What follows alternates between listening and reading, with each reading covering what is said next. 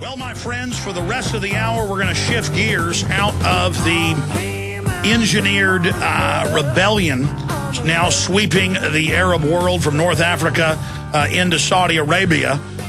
And now, I can't believe it. They're admitting that our own government is financing the entire thing, not to bring in liberty, but to bring in fresh tyranny, knowing that people tend to not rebel against a new tyrant as much as they rebel against an old strong man. So they're giving them new bosses for old bosses, kind of like the Who says, meet the new boss, same as the old boss, won't get fooled again. Now, joining us for the next 53 minutes until this live Sunday broadcast ends is Dr. Andrew Wakefield. He was just in a few weeks ago, but I asked him to come back in, because he lives here in Austin, into studio again because of such huge developments. And, of course, without going over his lengthy and prestigious bio, he's a gastroenterologist, and he has a MB, BS, FRCS, FRC path as an academic gastroenterologist.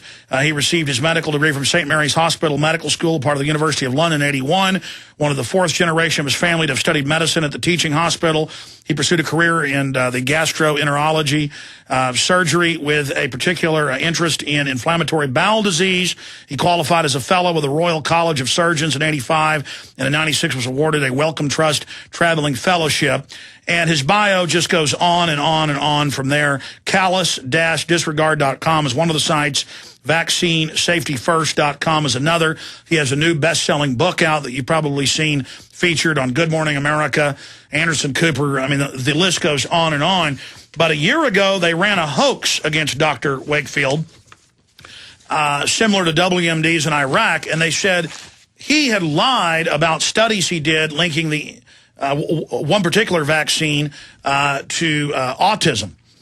And then I remember reading it a year ago, and there was no proof. It was just basically no facts. And then they kind of resuscitated it in the last few months because national polls show that people completely don't trust the vaccine makers now because of all the latest fiascos. And again, they came out and said he's been discredited. But now ABC News and others have had to run the headlines that Dr. Wakefield is actually the one who deserves a apology. Dr. Wakefield demands retraction from the British Medical Journal after documents prove innocence from allegations of vaccine autism data fraud. And Dr. Wakefield, it's great to have you back in studio with us. Tell us what's really going on here. Alex, it's great to be back. Thank you very much. Great to have you. As you say, a huge amount has happened since we spoke last. And just to characterize it for your listeners and your viewers, there's a story that goes around in legal circles in the UK, and it's just an instructive story about what has actually happened. And just a little anecdote, but it's about a lawyer in court who is cross-examining a witness in an assault case. And he says to the witness, "I put it to you, sir, you did not see my client assault Mr. Smith." He said, "No, I didn't." He said, "I put it to you, sir, that you did not see him bite my Mr. Smith's ear off." He said, "No, I didn't." He said, "I put it to you, you saw nothing at all." And he said, "Yes, I saw him spit it out again." Now, the point of that, Alex, is that you can go too far. You can ask one too many questions. You can get greedy. And that's exactly what's happened in this case. So in an effort to discredit me, they've gone one step too far, and they've lied. Not only has Brian Deere lied, completely misrepresented the truth, but he has sold that story.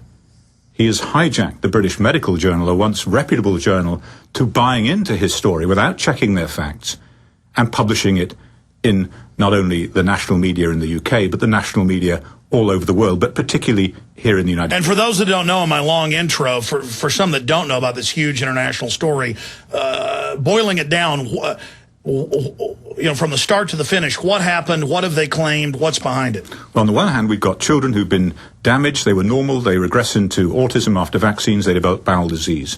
What we looked at was their gut, and we found that they had a new intestinal disease.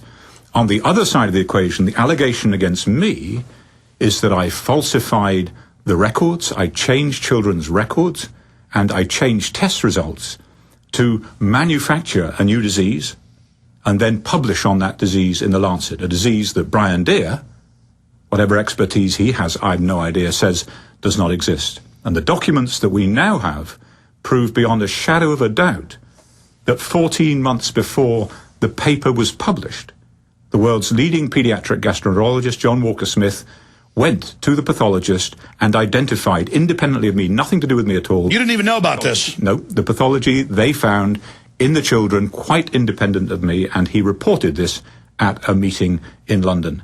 So these children had a bowel disease, and I was no part of making that diagnosis. And then you separately went and did research and diagnosed the same thing. But now expanding on that, because this is such a big issue, you did this over a decade ago, and they started panicking a year ago when now dozens and dozens, I know it's close to 30 governments, institutions have duplicated and found even more horrors than you found. And so they're panicking. The vaccine maker stock is going down. It's coming out in mainstream news that there's a 10-fold increase in seizures from the H1N1 shot. The British Medical Journal comes out and says there was a gross fraud last year with the H1N1. So they're panicking. So they pick someone to lynch to try to basically run a big hoax to scare everybody off. You're absolutely right, Alex. What this is a red herring. They're focusing on me. I got blamed in an interview the other day for children dying of pertussis in California. I've never said anything about pertussis vaccine, but if we can fix it on this guy, if we can label this guy as the fraud, as the person who's responsible for all of this, we can distract the public attention from the fact that we have got a real catastrophe on our hands. And that is the fact that there are nearly 30 million children in this country with chronic immune and inflammatory disorders. Disorders which you and I know when we were kids, we rarely saw. So these... And by the way, you're a gut doctor. I've interviewed brain surgeons, neurologists. They say it's in the brain, it's in other organs. You're just studying the gut. It's hitting everything. I mean, it's wreaking havoc, and there's studies just spewing out, and the system can't stand it. They've got to choose somebody who's very prominent and has Jenny McCarthy forwarding his book. They've got to pick somebody to try to crucify to scare everybody off. And the truth is they're failing. This extravagant, elaborate, very, very expensive public relations campaign has failed, and the polls that you referred to show exactly that. The public know what's going on. It's not that I've made it up. It's not that I've created a scare. I, as a physician, responded appropriately, professionally, and morally to a scare. The parents were concerned because they knew what was happening to their children. It's going on all over the world. Saudi Arabia, 20 years ago, there were no children with autism. Now there are over 45,000 children with autism. Where have they come from? Where have these children come from? And then the media spins and says it's overdiagnosis. You don't go from 1 in 2,000 a decade ago to, 1 in 55 in boys, 1 in 96 with both sexes? Or what are the numbers, doctor? The numbers now in the UK are about 1 in 58 children. The numbers in the US, I'm sure, are approaching that, but they're a little later in catching up. And they use... Well, I know this. When I was a kid, I didn't see autistic children everywhere. You go to the mall, the grocery store, you're mobbed by them. I mean, it's got to be a third of the kids I look like they're, I'm sorry to say it, like a body snatcher ate their brain. And the problem is, Alex, that these kids are the worst of the children we see. Who are the children who've got lesser degrees of cerebral damage, who've got brain damage? Who are the children whose IQs have just dropped a few points? That's lower, and all of the learning disorders and problems. Exactly. How many children are affected by this? Because what's emerging now is that these conditions have at their core some immune or inflammatory component. And this includes asthma, eczema, hay fever, insulin-dependent diabetes, Crohn's disease, allergic... What about the major university studies a year and a half ago on H1N1 finding it lowered immunity by half when you took the H1N1 shot? I mean, there's so many studies coming out. I think these are big problems. What we're discovering again from Africa, Peter Arby's work, which was just broadcast on the Discovery Channel, there are some major problems that were unpredictable and should have been anticipated, but they are damaging the immune system in some children. In some children, the immune system, for whatever reason, genetics, age, combination of other factors, cannot deal with these vaccines, particularly in combination, in the way that it was hoped. And it's mainly targeting boys. Stay there. I want to come back and go through all of this with you and the hoax that's now been exposed conclusively. We'll cover that first. Okay, we've got Dr. Andrew Wakefield here in studio with us, and I want to get into the fact that even ABC News is having to say, okay, well, it does look like that Dr. Wakefield has been right about this, but I wanted to make another statement. If we have this massive amount of brain damage going on, And it turns out that the system knew that this was going on, as the 2000 documents that came out in 2002 when Congressman Dan Burton demanded they be released, and it turned out that the CDC, director and others, it was the minutes of their meeting saying, we've got millions of brain damaged. We've got to cover this up. So this is nothing new. This is a huge cover-up, and they've got to cover this up. They've got to continue to cover it up, because if it ever comes out that they knowingly knew this was happening and didn't care, boy, you talk about problems. Katie, bar the door. Yeah, let me, what I want to do, Alex, if I may, is just characterize for your listeners and viewers how Brian Deer perpetrated a fraud against the American people. And for those that don't know, tell us who he is. Brian Deer is a freelance journalist. Now, you might think from reading what he writes that he's a pathologist, that he's a gastroenterologist, a psychiatrist, and all of these things roll into one. In fact, he's a freelance journalist who has claimed that he works for the Sunday Times. He is not on the staff of the Sunday Times. He's got into the house of one of the parents in the Lancet paper that we published using a false name. Alex, you're a journalist. Have you ever felt the need to lie to one of your guests about your name or to get someone on your show? No, I've never lied to anybody to get them on the show. One time I was infiltrating a political secret event, and I didn't even use my wrong name. I just acted like I'd belong there. Right, and here he is. Here's a journalist using a completely different name, which he admits was for the purpose of deceiving this mother, a mother who was grieving for an extremely badly damaged child, to get into her house and get information on her. Now, that's tragic, and that's not the way journalists behave. So this man is no ordinary journalist by any manner of means. But let me give you an example of how he created the perception of fraud and how it was, in fact, him who caused the fraud. He accused me of changing the histories of the children from the general practitioner records into the Lancet. Now, what happened is each child was referred by their family doctor with a letter saying to Professor Walker-Smith, please would you see this child with the following problems. That letter came to Professor Walker-Smith. He did not have access, nor did any of us, to the GP's original records. They remained in the GP's office. The other thing we had was access to the prospective developmental records of the children. So we took those records and the Royal Free records, and we put into the Lancet paper what we had found, faithfully, exactly in each child. Brian Deer says that there was a difference between what was in the GP records and the Lancet, therefore that was fraud. Let me give you an example. He said that we claimed that the child's problems started after MMR vaccine, but in fact, what he found in the GP records is that the child had hearing problems about 2 weeks before the vaccine was given. And hearing problems are often an indication of evolving autism. That was his opinion. So what we put is, the mother said this child was delirious. A week after the vaccine, 3 days of delirium. That was the first behavioral symptom that the mother reported to us. That was the information we had. However, when we had access to the original records during the General Medical Council hearing about us and our behaviour, we went back and we checked those records. What we found was, where their mother had claimed that the child had hearing problems before the MMR, it said underneath, mother worried about discharge from left ear. Had an earache. Had an earache with an ear infection, more than enough reason for her to be worried about the child's hearing. But Brian Deer selectively removed the bit about the discharge and just put hearing problems. That is fraud.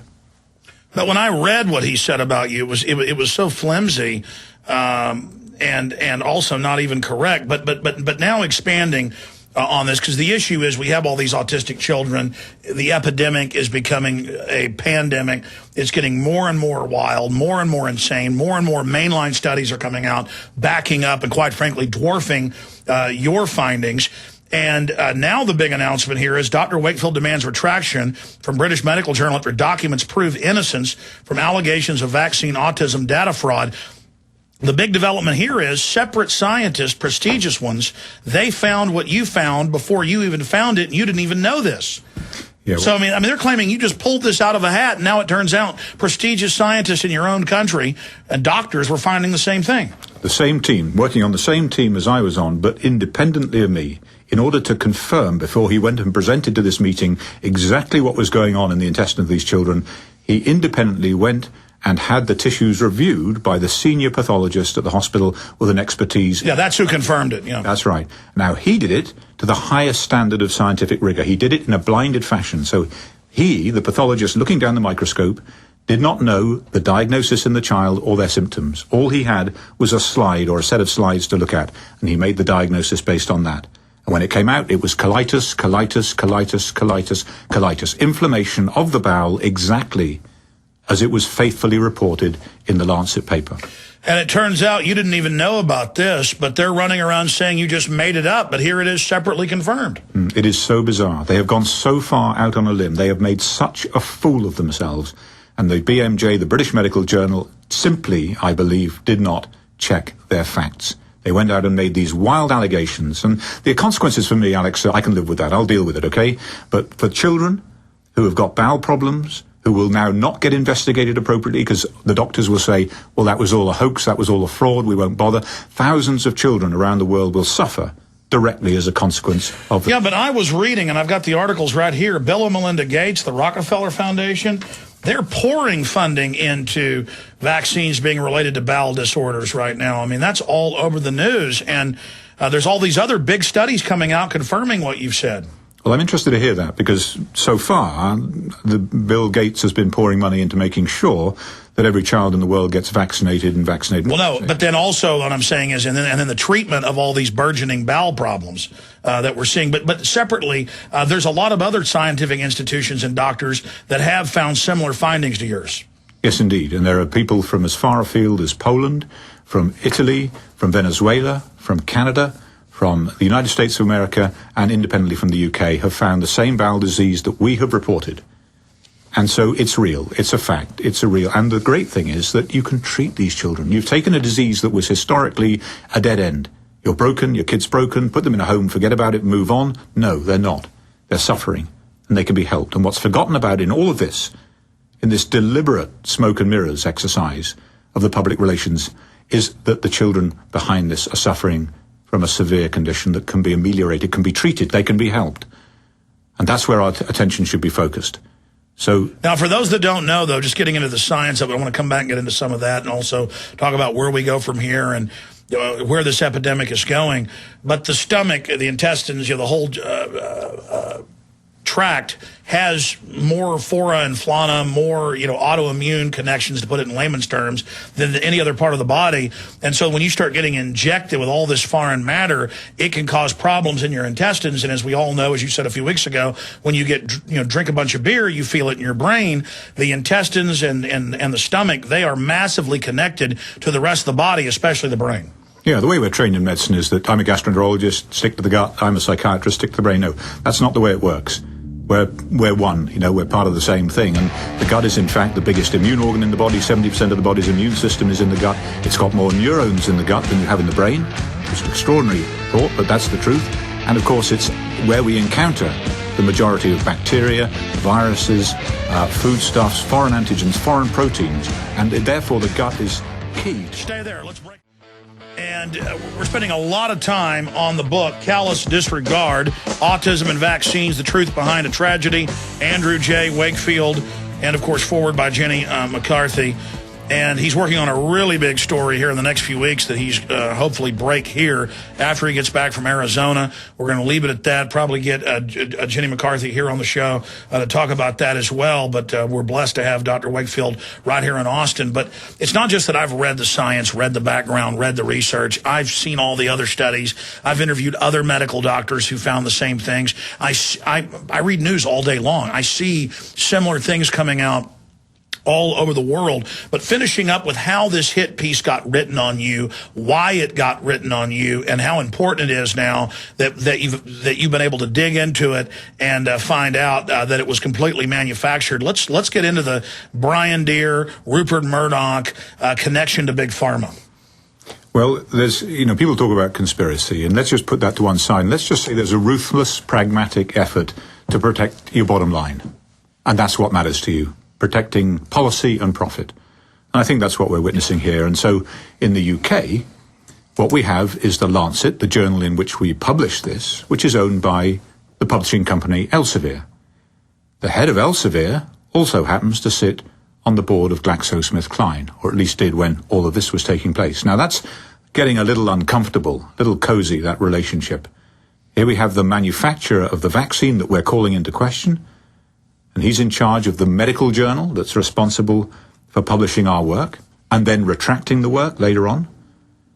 And then we have his brother is a high court judge who dismissed the appeal of parents seeking compensation for MMR vaccine damage. Unbelievable.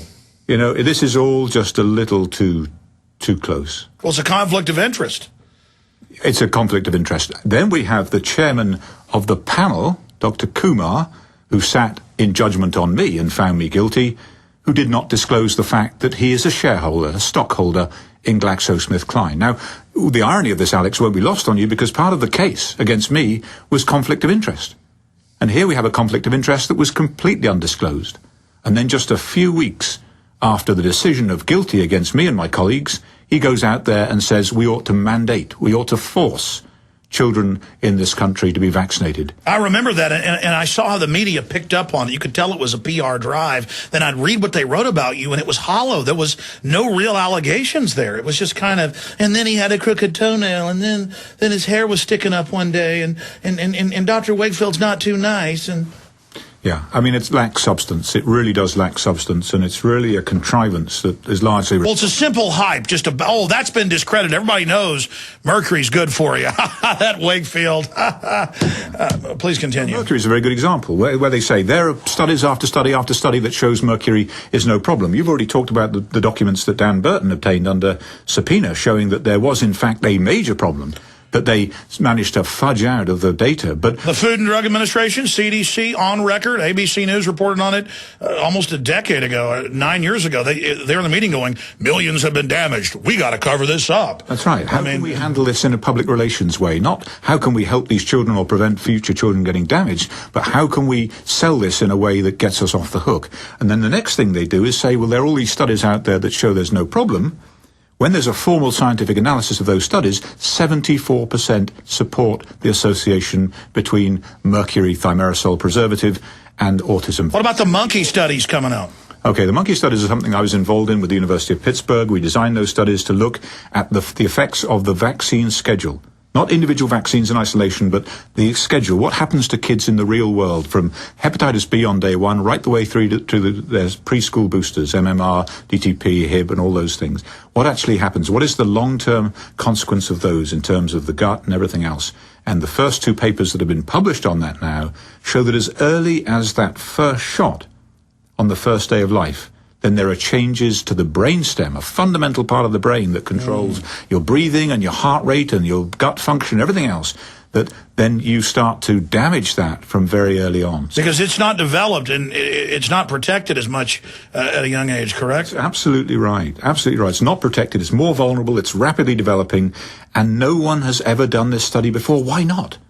Why not? It shouldn't be left up to us to do it years after the... Well, how many tens of billions are made every year off these vaccines? Well, it's a $20 billion a year business, vaccination, and it's going up. It's the future of the profits of the pharmaceutical industry. But Rupert Murdoch's involved in this, too. It was his paper that first ran with it. That's right. Rupert Murdoch, Sunday Times in England. His son sits on the board of GlaxoSmithKline. His son is there to troubleshoot, specifically to troubleshoot public relations problems like this. So it's far too cozy for the good of the public. It's unbelievable. And then meanwhile, they take the most prominent, most well-spoken guy and say, if we can cut the head off this thing, it'll go down in flames. But it hasn't. I mean, even the British Medical Journal last year had to admit that the H1N1 was a fraud and a lie. I had their editor on. I had Wolfgang Wodarg, the head of the EU Commission, who's a doctor, saying how deadly it was, and then the Commission found it was bad. I mean, take Bayer Pharmaceutical. Came out 4 years ago that for a decade they knew that their Factor VIII blood product had HIV and hepatitis in it and was a death sentence, a debilitating death sentence for everyone that took it. And they made the cold-blooded decision, in French court it came out, globally to ship it to make money.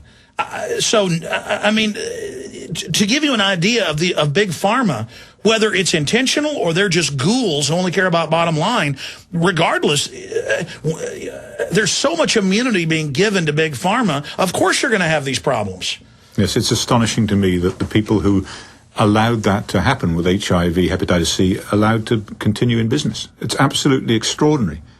going after me when this kind of unethical practice is taking place is just ridiculous. But they've done it because they also control the media.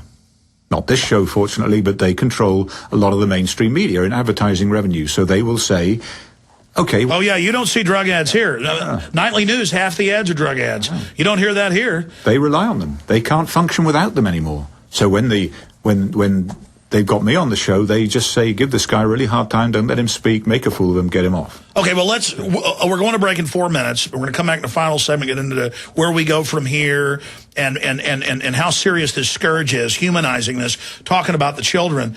And, like you pointed out, the ones that are really damaged, we notice. What about the general drop in U.S. IQ, British IQ? They've got maps all over the world. Wherever they've been vaccinating heavily, the IQs are dropping. This isn't just kids being lazy, not wanting to learn. They're being brain damaged by something. But expanding on that, if you were back on Good Morning America and they would shut up and give you 4 minutes to talk, we're encapsulating it all, what would Dr. Andrew Wakefield say to the world? Put the children first.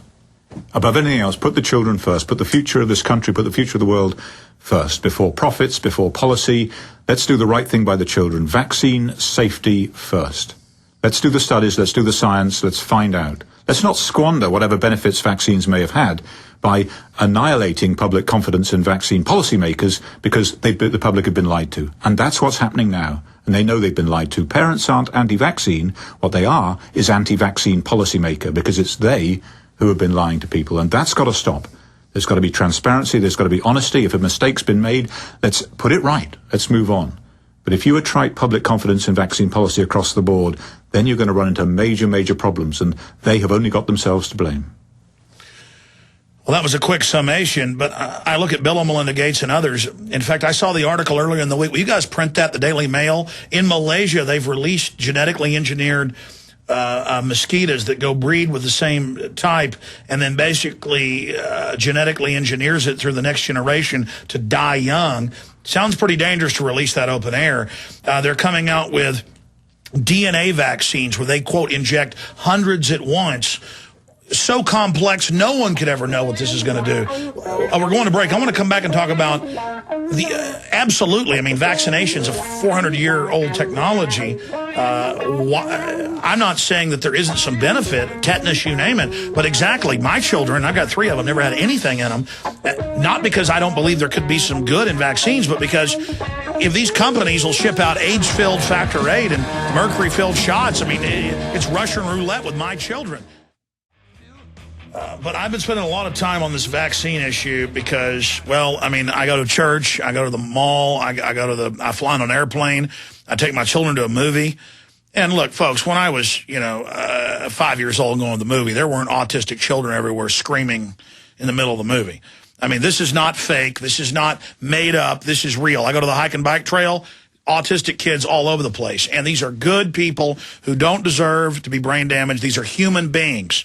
And some of them have been seriously damaged. Others, there are ways to try to reverse it or help them. And the system doesn't even want to recognize that this is going on. But we were talking during the break, Dr. Wakefield, the system is in trouble because just like Congressman Dan Burton's grandson got brain damaged by this, and he got mad and went in and got the documents. And just like so many other people are having their children hurt by this, or their grandchildren, or their nephews or nieces, there's an army of angry parents and uncles and aunts and doctors and people that aren't going to put up with this. And the fact that their latest attack on you is blown up in their face just shows that these people aren't invincible. But, I was talking about how every week prominent people reach out to me with what I do. And you were talking about the guy that wrote the, Batman screenplays, reached out to you about doing a movie. I mean, we're really capturing the hearts and minds of people because it's the truth. It's real. Yeah, I'm Johnny Gems, a friend of mine from England, used to work in Hollywood, wrote Batman, wrote White Mischief, and he was listening to your show. He was listening to your show over in the UK, and he gave me a call and said... Your mic wasn't on. Repeat that. I'm sorry. Okay. Johnny Gems, who was a Hollywood screenwriter, wrote the original Batman film with Jack Nicholson, wrote White Mischief, back in England now, was listening to your show, Alex, and he called me and said, I want to write the movie, and he's written the movie of Callous Disregard. So it's a great show, and it goes out everywhere. But You know, you're right. They're getting it wrong. The public relations exercise is wrong. They're failing. The Americans, the intelligent, well-read, thinking Americans are just saying, no, there's a problem here. We know there's a problem, not because Dr. Wakefield manufactured it, because we can see it with our very eyes. We know it's happening. You go to schools now, and the school nurse is lining up kids to give them their medication every break time. And they can't go on trips now, as my kids couldn't go on a trip the other day because the parents were so inundated, the school nurse was so inundated on the amount of medication they'd have to take and give the kids on the school trip that they couldn't go. They couldn't go. What is going on? Big Pharma has taken over the schools. 5 years ago, New Freedom Initiative targets to put half the kids in America on psychotropics. It's already at 20%. And they admit that the Prozac-type drugs increase suicide. Then there's more suicide. Their answer is more drugs. Yeah, I think we've got to take stock. We've got to stand back and say something is going very, very badly wrong. Who's actually controlling things here? This is meant to be a democracy, and yet we're being told to do what by the pharmaceutical industry because they're advertising on television and telling us what drugs we should be going to our doctor and asking for. No, this is all wrong. Medicine has got this completely wrong. Do you know how the Rockefellers originally made their money? Before the oil, John D. Rockefeller, the first dad, was a snake oil salesman. And he was one of the first to say, I shouldn't just drive my wagon around selling opium, saying it'll grow hair for you or it'll make your ails feel great. Yeah, you drink a bottle of opium, you're going to be laid out. You're not going to be worried about anything. The laudanum, he was the first guy to send out teams to franchise, like McDonald's, but wagons and train loads of snake oil. And if you look at who early on took over medicine in the 20s, 30s, and 40s, it's the Rockefellers. And they've changed medicine. And now through government health care, they're trying to, in the U.S., change what doctors can even do and just follow the edicts of Big Pharma. I mean, it's just, where do we go from here, Dr. Wakefield? Because people are waking up. We see record numbers didn't take the flu shot. The same thing's happening in Europe. And, yeah, there's going to end up actually probably being some real pandemics because of it.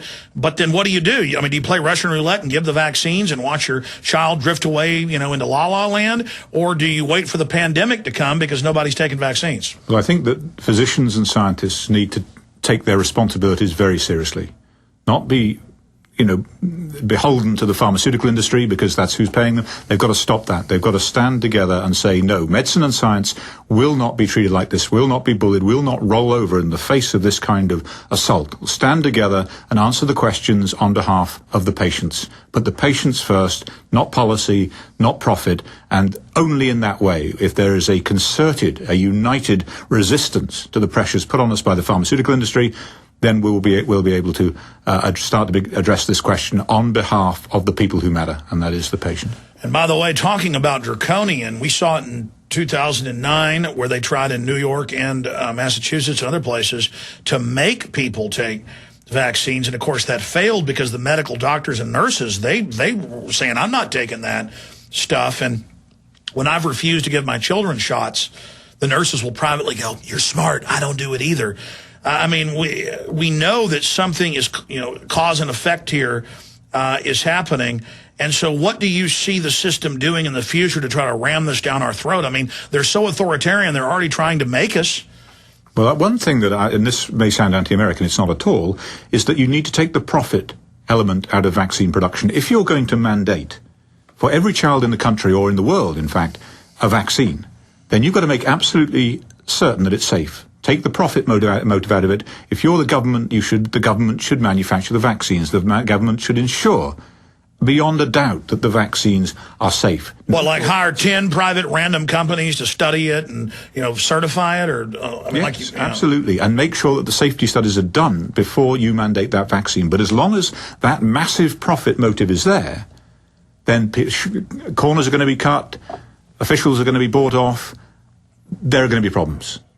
Well, take the Salk vaccine. They admit that over 100 million Americans were shot up or swallowed with the oral type, the SV40, which they admit causes all sorts of cancers. That's not debated. I mean, how many horrors have we had associated with vaccines? Well, there was one just the other day with the rotavirus vaccine. Now, why did we give rotavirus vaccine in this country? In the UK, it's not used at all. It wasn't intended for this country. It was intended for kids in third world countries. The treatment of rotavirus infection is rehydration. And yet they've got a vaccine which is now mandated for children in this country, and years after it was given to millions of children, they find out that it's got a pig virus in it. And so they take it off the market. The FDA does the right thing. They take the GlaxoSmithKline vaccine off the market. A few months later, they find that the Merck vaccine has got 2 pig viruses in it, one of which is known to produce an AIDS-like disease in young pigs. What do? They put both of them back on the market to be given to children. That is absolute lunacy. They have absolutely no idea what the medium or long-term consequences of exposure to that virus. Well, last year it happened in Asia, Africa, and Latin America, separate companies, UN programs, oral and injectable polio vaccine that was weaponized. It was live, and it killed people. I mean, what's going on with these vaccine makers? Is it just like people running around swinging on chandeliers? I mean, why is it so dangerous? Well, I think that we know so little. That's the problem. We know so little. And in the face of knowing so little, the answer is to put the brakes on and ask the questions. Instead of that, they're putting more and more and more and more vaccines in. There are some 200 vaccines in testing at the moment to go into children and adults, many of which will be mandated. 200 new vaccines on top of a huge schedule that we know absolutely nothing about. And we talked about the primate studies, the monkey studies. They're showing us that there are problems with the schedule that was used in the early 90s, let alone the one that's... What's happening to those monkeys? Well, they're being followed in the long term to see what happens, and they will be followed right out for their until they, 8 years of age, human equivalent 8 years of age in the first study. What's the preliminary? The preliminary is that there is problem. There are problems. There are clear problems in terms of... So they're acting like fat American couch potatoes. There is a big problem with these monkeys, and it's a problem... Whatever happened to land of the free, home of the brave? And you look at people, and they look like they've been hit by a mutation ray. I mean, let's be honest. I mean, people are scary looking, myself included. The fast food, the additives, the GMO, the mercury, and then I've seen the news say melamine is good for children. Yeah, but the good thing, Alex, you've got to realize is that this problem will be solved in this country, and it can only be solved in this country. It couldn't be solved in the UK, and when you come from a country like the UK, that is like the old Soviet Union in terms of control, they could shut my research down. They could get rid of me. They could make sure that I lost my license. That's what they could do. Over here, I can get the work done. Why? Because this is still a great country. It's still a great country. There are people who here are philanthropic, they're sufficiently rich, they're motivated, they have a different mindset. If the government say don't do... No, I love America. America is great and wonderful. I'm just saying, look at what they've tried to do to us. Look at our slide. And still in the world, it is the greatest country ever. That's why I love it so much, Doctor, and get so angry when I see people who laugh at people like you and others who do care, who do get involved. If people knew history, they'd understand how hellish it is when good men do nothing. All that evil men and tyrants need to flourish is that good men and women do nothing. It's your choice to expose the vaccine makers for the Holocaust that they have engineered. And the good news is the sleeping giant globally is awakening to this fraud, and the criminals are on the run and engaged in a huge takeover. Dr. Wakefield, thank you for coming in with us. Thank you. We'll be right back in retransmission covering the Egypt situation.